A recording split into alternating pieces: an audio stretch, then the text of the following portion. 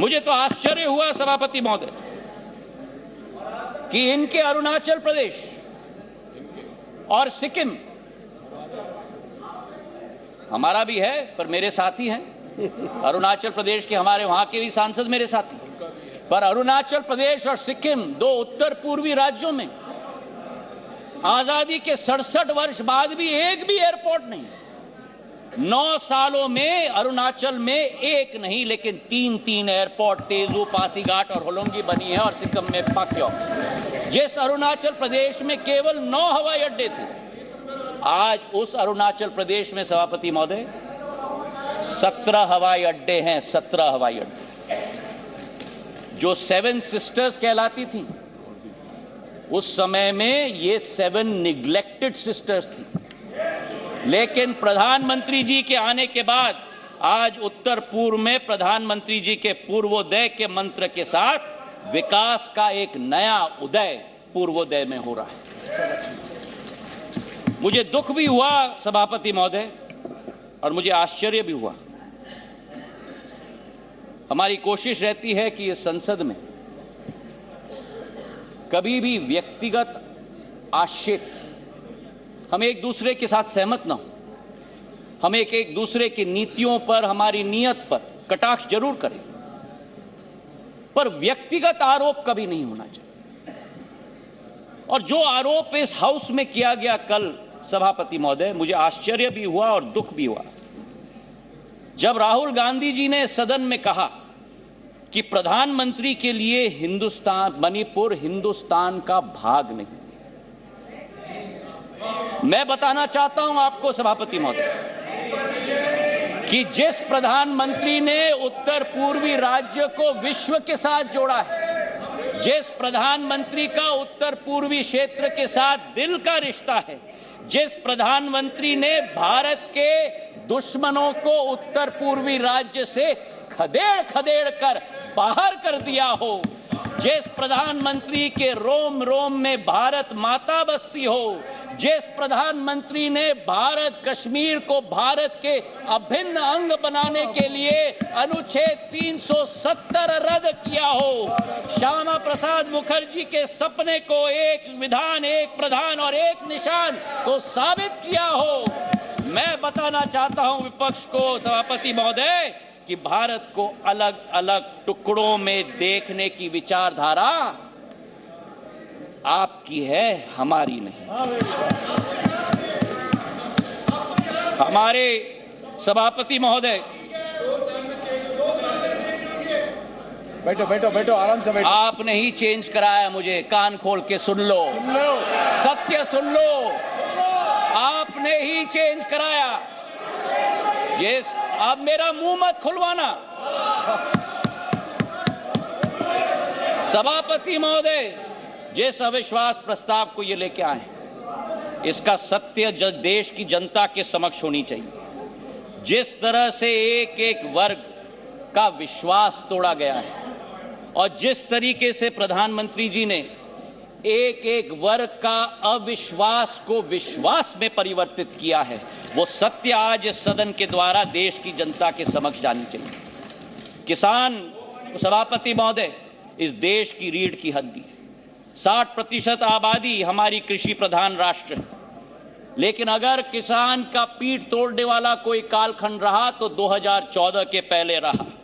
आज हमारा किसान को समर्थन मूल्य पर्याप्त मात्रा में मिल रहा है, उसकी खरीदगी पर्याप्त मात्रा में हो रही है। आज हमारे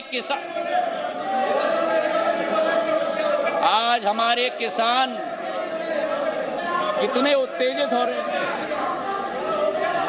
सभापति महोदय, खुजली बहुत आती है, खुजली बहुत आती है, खुजली बहुत आती है। आज हमारे किसान को सभापति महोदय धान की खरीदी में 90% वृद्धि हुई है, गेहूं की खरीदी में 75% वृद्धि हुई है। नरेंद्र सिंह जी यहां बैठे हुए हैं। हमारे समर्थन मूल्य की हम बात करें, 2014-15 में धान की एमएसपी 1360 थी, आज धान की एमएसपी 2183 है, 60% की वृद्धि हुई है। कल कपास की बात की गई, कपास की एमएसपी हम बात करें, कपास की एमएसपी 3,350 रुपए होती थी, आज वही कपास की एमएसपी बढ़कर 6,620 हो चुकी है। 80% की वृद्धि हो गई। सोयाबीन की एमएसपी 2,560 रुपए होती थी, आज 4,600 रुपए हो चुकी है। 80% की वृद्धि हुई है। तो जहां हमारे देश का किसान, हमारे देश का अन्नदाता समृद्ध हो चुका है, उसी के साथ साथ किसान के लिए जो सीमांत हमारा कृषक है, 80% हमारा कृषक आज भी सीमांत कृषक है, उसके लिए एक सुरक्षा कवच के रूप में किसान सम्मान निधि के जरिए 6,000 रुपया प्रति वर्ष 11.5 किसानों के खातों में 2,40,000 करोड़ रुपए प्रधानमंत्री ने पहुंचाने का कार्य किया। यही अंतर है तुष्टीकरण और संतुष्टीकरण के बीच में, सभापति महोदय। और इसी में मैं बहुत बताना चाहता हूं, मध्य प्रदेश में भारतीय जनता पार्टी की शिवराज सिंह जी की सरकार ने इस 6,000 रुपए में 6,000 रुपए अतिरिक्त मिलाकर 12,000 रुपया प्रति साल 80 लाख किसानों के खाते में डालने का कार्य किया। हमारे देश के पूर्व प्रधानमंत्री अटल बिहारी वाजपेयी जी का एक सपना था, उनका एक सपना था कि इंटरलिंकिंग ऑफ रिवर्स होना चाहिए। और आज उनके सपने को अगर साकार किया है तो प्रधानमंत्री नरेंद्र मोदी जी ने Ken Betwa interlinking of reverse के आधार पर किया है। 42,000 करोड़ रुपए की योजना उत्तर प्रदेश और मध्य प्रदेश के 13 जिलों को मिलाकर 60 लाख लोग प्रभावित होंगे। ये वो बुंदेलखंड क्षेत्र है जिसने अपने इतिहास में सूखी माटी के अलावा कुछ नसीब नहीं किया था। अध्यक्ष महोदय, सभापति महोदय, आज वहां 11 लाख हेक्टेयर की सिंचाई होगी, 105 मेगावाट की ऊर्जा का सर्जन होगा। और उसी के साथ इस परिवर्तन के स्केल पे भी मैं बात करना चाहता हूं। ये परिवर्तन का स्केल आजादी से 2003 तक 56 साल कांग्रेस की सरकार रही, 56 साल 7.5 लाख हेक्टेयर की सिंचाई हुई थी। और 20 वर्ष में 2003 से 2023 तक 20 वर्ष में 45 लाख हेक्टेयर की जमीन की सिंचाई हुई है, 6 गुना। और जहां अब फिर उत्तेजित हो गए, और जहां 56 वर्ष में 7.5 लाख हेक्टेयर की सिंचाई की योजना दी, वहां प्रधानमंत्री नरेंद्र मोदी जी की सरकार ने एक योजना में 10.5 लाख हेक्टेयर की सिंचाई की योजना दिलवाई। ये इसी बात का उदाहरण है सभापति महोदय कि डबल इंजन यानी डबल विजन।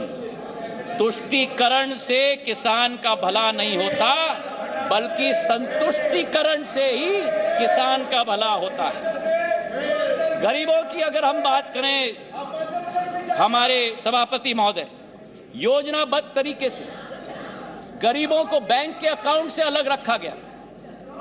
हमारे देश के पूर्व प्रधानमंत्री ने कहा कि जब 1 रुपया भेजा जाता है केवल 15 पैसे खाते में पहुंचता, मतलब 85 पैसे बिचौलियों की दुकान के आधार पर जाते। आज हमारे प्रधानमंत्री के द्वारा, नरेंद्र मोदी जी के द्वारा 50 करोड़ जन धन अकाउंट स्थापित करके 25 लाख करोड़ रुपए गरीबों के खाते में डालने का कार्य किया गया है। सभापति महोदय, हमारे गैस के कनेक्शन उज्ज्वला महिलाओं के लिए, हमारे घरों के 3.5 करोड़, हमारे क्षेत्र, हमारे देश की जनता को उत्पन्न करने के लिए हमारे प्रधानमंत्री जी की सोच। अर्थव्यवस्था की बात हमारे वित्त मंत्री जी ने किया। मैं एक बात उनकी बात में जोड़ना चाहता हूं। स्कैम्स की लंबी लिस्ट कल गृह मंत्री जी ने पढ़ी थी। कोल का स्कैम हुआ, 2G का स्कैम हुआ, अनेक स्कैम हुए। और आज मैं बोलना चाहता हूं कि जिस राह पर इंडिया नहीं लेकिन भारत चल रहा है प्रधानमंत्री जी के नेतृत्व में, जहां कोई निजी हित नहीं होगी।